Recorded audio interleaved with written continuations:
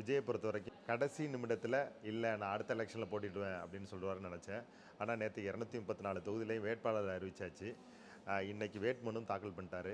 நேற்றுக்கு சொல்லும் போதே அவர் 2 தொகுதியில் நிற்க போகிறோன்னு சொல்லியிருக்காரு. ஒன்று பெரம்பூர் தொகுதி, இன்னொன்று திருச்சி கிழக்கு தொகுதி.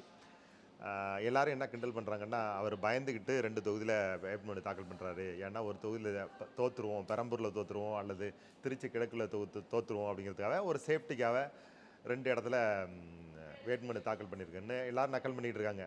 அவர் என்ன காரணமோ தெரியல, ஈவன் பயம் கூட இருக்கலாம். ஏன்னா முதல்ல எலெக்ஷனில் நிற்கிறாரு. முதல்ல எலெக்ஷனில் நிற்கிறது தோற்று போகக்கூடாது அப்படின்னு கூட நினைக்கலாம். எல்லாரும் நினைக்கிறது தான்.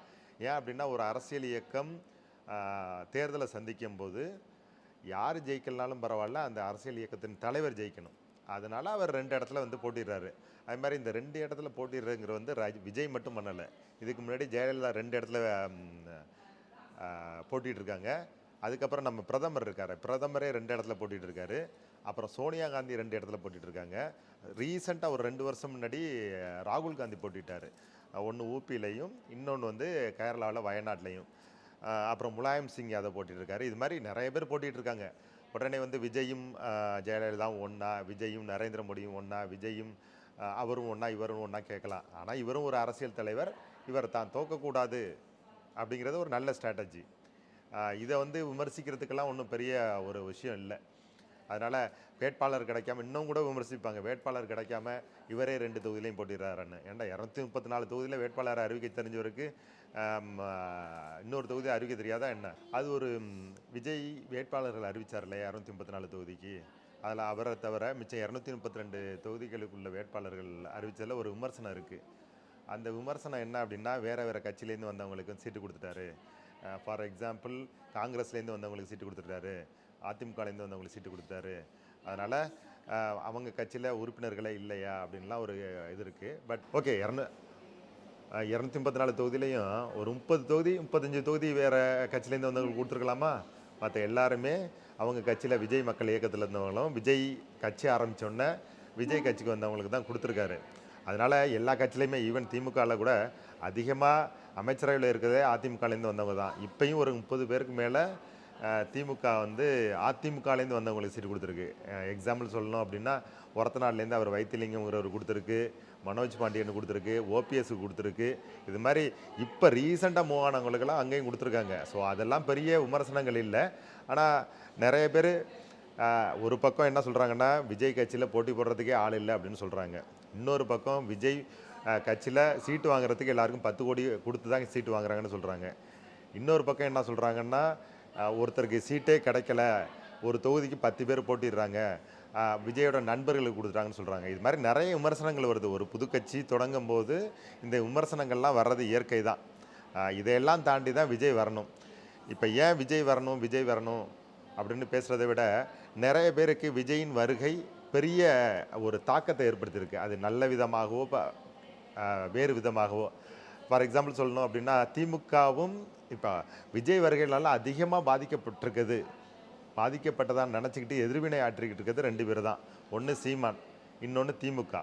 திமுக ஏன் இவ்வளோ பயப்படுது அப்படின்னா, விஜயோட வருகை யாரை ஓட் ஷேரை இழுக்க போகுது. திமுகவோட ஓட் ஷேரை இழுத்துட்டா நம்ம பெருமளவு பாதிக்கப்பட்டு 1000 2000 ஓட்டில் தோற்றுருவோம் அப்படிங்கிற பயம் இருக்குதுன்னு நினைக்கிறேன். அதனால தான் தேமுதிகவெல்லாம் உள்ளே இழுத்து போட்டிருக்காங்க, நிறைய சீட்டு கொடுத்துருக்காங்க. ஸோ விஜய் தோக்குறாரா ஜெயிக்கிறாரா, விஜய் கட்சி எவ்வளோ பேர் எம்எல்ஏக்கு வர போகிறாங்க அப்படின்லாம் தெரியல. ஆனால் விஜயின் வருகை 2-3 கட்சிகளை பெருசாக பாதிச்சிருக்கு. அப்துல் கலாமோட உதவியாளராக இருந்த பொன்ராஜ் அப்படிங்கிறவர் உதவியாளர் ரிட்டையர்ட் ஆன பிறகு இங்கே அரசியல் விமர்சகராக உருவெடுத்திருக்காரு. அவர் பல நல்ல கருத்துக்கள் தான் சொல்லிகிட்டு இருப்பார். ஆனால் திடீர்னு தமிழக வெற்றி கழகத்தை சார்ந்த மகளிரை பற்றி பேசும்போது அவங்கள ஒரு தடித்த வார்த்தைகளை பேசிட்டார். அவர்கள் ஒரு பாலியல் தொழிலாளர்கள் மாதிரி அந்த வார்த்தைப்படும்படி, அந்த வார்த்தையை நான் சொல்ல விரும்பலை, அப்படி பேசிட்டார். அப்படி பேசினது தப்பு. வார்த்தை தவறி வந்தால் கூட அதுக்கு மன்னிப்பு அப்படின்னு கேட்டார். அதை கூட ஒரு வகையில் ஏற்றுக்கலாம். ஆனால் சீமானுங்கிற ஒருத்தர் இருக்கார் இல்லையா, அவர் என்ன சொல்கிறாரு அப்படின்னா, தமிழக வெற்றி கழகத்தில் சேர்ந்தவர்கள் என் குடும்பத்தையும் தான் திட்டுறாங்க, என் அக்கா தங்கச்சியை திட்டிருக்காங்க, என் கட்சியில் உள்ளவங்களை திட்டிருக்காங்க, அதுக்கெல்லாம் போய் விஜய் கம்ப்ளைண்ட் கொடுத்துருக்கணும், ஏன் இதுக்கு மட்டும் போய் கம்ப்ளைண்ட் கொடுத்தாரு அப்படி இப்படின்னு ஆக்ரோஷமாக பேசுகிறாரு. இதே தம்பிகள் தான் கடந்த கட்சி ஆரம்பிச்சதுலேருந்து இது வரைக்கும் சோஷியல் மீடியாவில் இயங்குகிற மற்ற கட்சி பெண்கள்லாம் எப்படி எப்படியெல்லாம் திட்டிருக்காங்க தெரியுமா? ஃபார் எக்ஸாம்பிள் மார்க்சிஸ்ட் கம்யூனிஸ்ட் கட்சியை சேர்ந்த சுந்தரவல்லியை திட்டிருக்காங்க. அந்த சுந்தரவல்லி பல தடவை சீமானுக்கு அந்த கவனத்துக்கு எடுத்துகிட்டு போயும் சீமான கட்சிக்காரர்கள் மேலே எந்த நடவடிக்கையும் எடுக்கலை. அதே போல் திராவிடர் கழகத்தை சார்ந்த துணை பொதுச் செயலாளர் மதிவதனியை என்ன திட்டுறானுங்க தெரியுமா? சோஷியல் மீடியாவில் எவ்வளோ கேவலமாக திட்டுறானுங்க தெரியுமா? ஸோ இதை போல் பல கட்சியில் உள்ள பெண்களை சீமான் எதிர்க்கும் பெண்கள் எல்லாம் கண்டபடி திட்டிருக்காங்க. ஆனால் இவர் என்னமோ இவர் கட்சி தான் புனிதமான கட்சி போதும், இவர் கட்சியில் உள்ள எல்லார்கள்லாம் எல்லாருமே கண்ணியமாக நடத்துகிற போல சொல்கிறாரு. இவரை ஒரு தடவை பேட்டி எடுக்கிறாங்க, இது மாதிரி சோஷியல் மீடியாவில் ரொம்ப மோசமாக திட்டுறாங்களே அப்படின்னு. உடனே என்ன சொல்கிறாரு இவர்? ஒரு கட்சியின் தலைவர் என்ன சொல்லணும்? அப்படி திட்டினா நான் அதை நடவடிக்கை எடுக்கிறேன்னு சொல்லணும்.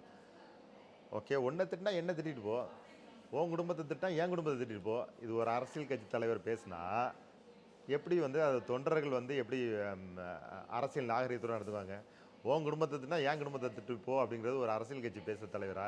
இன்றைக்கி போய் நின்றுக்கிட்டு பேட்டி கொடுக்குறாரு. ஏன் அப்படின்னா விஜய் டிஜிபி அலுவலகத்துக்கு போயிட்டாராம்.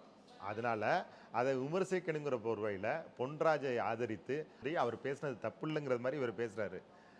அது தவறு. ஆக்சுவலாக தமிழ்நாடு வெற்றி கழகத்தை சார்ந்த சில பெண்கள் உணர்ச்சி மிகுதியில், ஏன்னா எல்லாம் புதுசாக அரசியலுக்கு வர்றாங்க. எல்லாருமே சின்ன சின்ன பசங்க வர்றாங்க, 15 வயசு 18 வயசு எல்லாம் புதுசாக வர்றாங்க. அவரை பார்த்தோன்னே எக்ஸைட் ஆகி மைக்கு முன்னாடி என்ன பேசுகிறோம்னே தெரியாமல் பேசுகிறாங்க. நான் அவருக்கு அந்த அண்ணாவுக்கு மனைவியாக கூட இருப்பேன், அண்ணாவுக்காக உயிரை கொடுப்பேன், எனக்கு பிள்ளையை விட எனக்கு அண்ணா தான் முக்கியம், புருஷனை விட அண்ணா தான் முக்கியம் அப்படின்னா உணர்ச்சி மிகுதியில் பேசுகிறாங்க. 10 நிமிஷம் கழிச்சு அவங்கள்ட்ட கேட்டு பார்த்தீங்கன்னா இல்லை நான் பேசுனது தப்பும்பாங்க. அதே மாதிரி இந்த மீடியாக்கள் அந்த வைரல் வீடியோ வேணுங்கிறதுக்காக அவங்கள உசுப்பேற்றி பேச வச்சுட்டு அதுக்கப்புறமா பாருங்கள், தமிழக வெற்றி கழகத்தில் உள்ள எல்லாருமே தற்கூறிகள் அப்படின்னு பேசுகிறாங்க. அப்படி கிடையாது. இப்போ தான் அரசியலுக்கு வர்றாங்க. அவங்க இன்னும் மாய உலகத்தில் இருக்காங்க, திரைக்கவர்ச்சியிலே இருக்காங்க. அதாவது எங்கள் அண்ணன் வந்தோடனே முதலமைச்சர் ஆகிடுவார் அப்படின்னு. இவங்க நாலு தடவை அரசியலில் அடிபட்ட பிறகு தான் தெரியும், உண்மை நிலை விளங்கும். அப்போ இவங்கெல்லாம் மெச்சூர்டாக பிஹேவ் பண்ணுவாங்க. அதனால் அவர்கள் இப்போ என்ன தற்கூறிகள், அந்த கட்சியில் உள்ள பெண்கள்லாம் மோசமானவர்கள் அப்படின்னு சித்தரிக்கிறது ரொம்ப தவறு. அதை ஏன் சீமான் ரொம்ப ஆக்ரோஷமாக பொன்ராஜெல்லாம் ஆதரித்து பேசுகிறாரு அப்படின்னா, விஜயின் வருகையால் ரொம்ப அடிபட்டது சீமான் தான். அதனால் சீமானுக்கு விஜய் யார் எதிர்த்து பேசினாலும் ரொம்ப சந்தோஷமாக இருக்கும்.